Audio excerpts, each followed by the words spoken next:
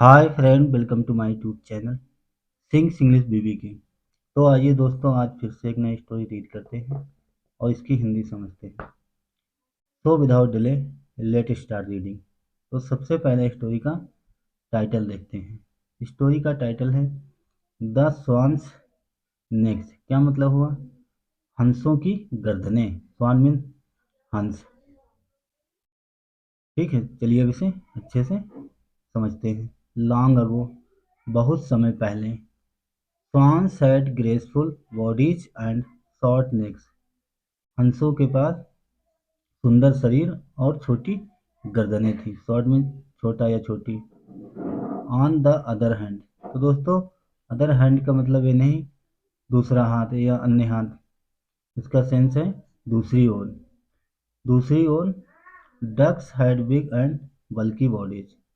बतखों के पास बड़ी और बड़े आकार में शरीर था। बतखों के बड़े और बड़े आकार का शरीर था, गोल मटोल शरीर था। तो दोस्तों बल्कि मीन्स होता है बड़े आकार का। वन डे, एक दिन, an argument started between the swans and the ducks. एक दिन बतखों और हंसों और बतखों के बीच में बहस शुरू हो गई। आर्गुमेंट बहस या झगड़ा। किन किन के बीच में? हंसों के और बतखों के बीच में। बिटवीन मीन्स बीच। द प्राउड स्वान सेड, घमंडी या अभिमानी। प्राउड मीन घमंडी या अभिमानी। द प्राउड स्वान्स सेड, घमंडी हंसों ने कहा। क्या कहा? आगे देखते हैं। We will swim first as we are more beautiful. We will swim, हम पहले तैरेंगे। स्विम मीन तैरना। फर्स्ट मीन पहले, हम पहले तैरेंगे। एज मीन क्योंकि। वी आर मोर ब्यूटीफुल, क्योंकि मैं बहुत सुंदर हूँ। द डक्स एंग्रली सेड, बतखों ने गुस्से में या क्रोधित होकर कहा। क्या कहा? आगे देखते हैं। वी शुड स्विम फर्स्ट, हमें पहले तैरना चाहिए। बिकॉज, क्योंकि। द लास्ट टाइम, पिछली बार। You refuse to let us have our turn, आपने मुझे तैरने के लिए मना कर दिया था। मेरी बारी थी। आवर टर्न, हमारी बारी में आपने तैरने से मना कर दिया था, इनकार कर दिया था। रिफ्यूज में इनकार करना। हमारी बारी थी पिछली बार, आपने हमें तैरने से मना कर दिया था, ऐसा बतखों ने गुस्से में कहा। ठीक है, आगे देखते हैं। एट द सेम टाइम, क्या मतलब हुआ? At the same time means होता है उसी दौरान या उसी बीच या उसी समय। A flock of geese flow by, तो दोस्तों गीज मीन्स होता है कलहंस या हंस। उसी समय या उसी बीच एक हंसों का झुंड वहां से गुजरा। फ्लू बाई, फ्लू मीन्स उड़ना। वहां से एक हंसों का झुंड गुजरा। फ्रॉग में झुंड या समूह। दे स्टॉप्ड, वे रुके। टू सेटल द आर्गुमेंट, बहस को हल करने के लिए, बहस को निपटाने के लिए वे रुके। वन ऑफ द गीज सेड, एक हंस ने कहा। क्या कहा? वन ऑफ द गीज सेड, एक हंस ने कहा। क्या कहा? This phone is quite large, ये तालाब काफी बड़ा है। लार्ज मीन बड़ा, क्विट मीन काफी, फोन मीन तालाब। ये तालाब काफी बड़ा है, बहुत बड़ा है। You both can share it, you both, तुम दोनों इसे शेयर कर सकते हो, इसे साझा कर सकते हो, बांट सकते हो तालाब को।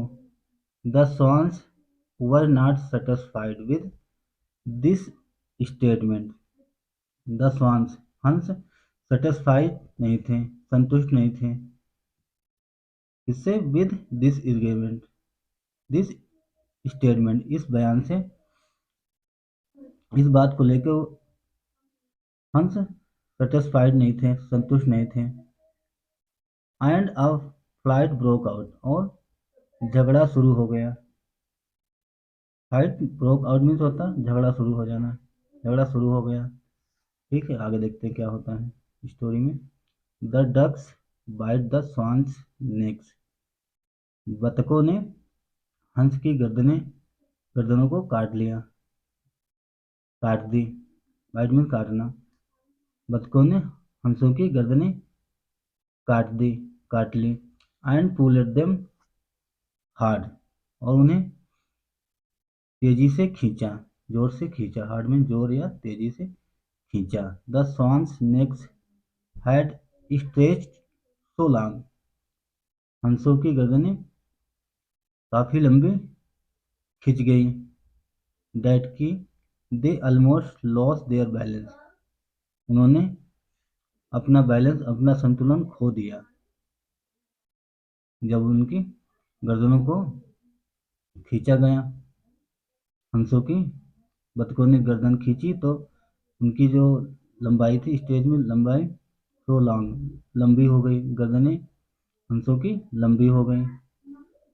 That they almost lost their balance। उन्होंने अपना बैलेंस, संतुलन खो दिया। देयर मीन्स अपना या उनका। They finally managed to fold their necks। They finally, वह आखिरकार, वह अंत में या आखिरकार, मैनेज किए, टू फोल्ड देयर नेक्स, अपनी गर्दनों को मोड़ने में सफल हुए। इन अ वे, इस तरीके से, दैट की दे कुड स्टेडीली होल्ड देम, कि वह उन्हें मजबूती से पकड़ सके। ठीक है, आगे देखते हैं। Hold them, they could steadily hold them, उन्हें मजबूती से पकड़ सके। Accepting their defeat. Accept mean स्वीकार करना, देयर उनकी या अपने, डिफीट मीन्स हार, अपनी पराजय या अपनी हार को स्वीकार किया। अपनी हार को स्वीकार करते हुए, the swans shared the pond with the ducks and swam in turns। The swans shared the pond, अपनी हार को स्वीकार करते हुए हंसों ने बतखों के साथ तालाब साझा किया। swans shared the pond with the ducks। हंसों ने बतखों के साथ तालाब जो था उसे साझा किया, बांट लिया, शेयर किया। ठीक है। एंड स्वाम इन टर्न, और बारी बारी से तैरने लगे। इस स्विम का सेकेंड फॉर्म है स्वाम, इन टर्न, बारी बारी से। तो दोनों झुंड थे, बारी बारी से तैरने लगे।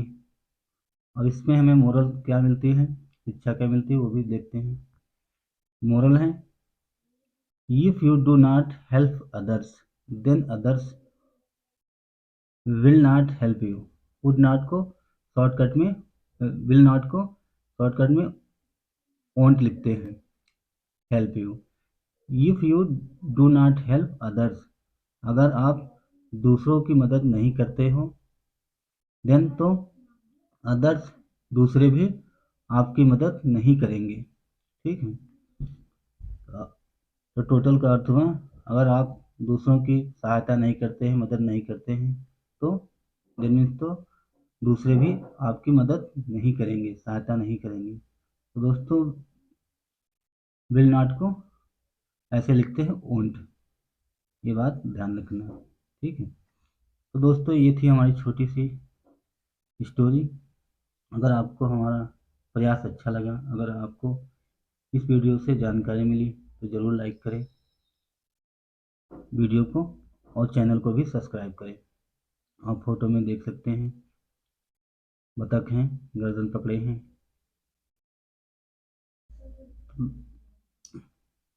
Thanks for watching, have a nice day and bye.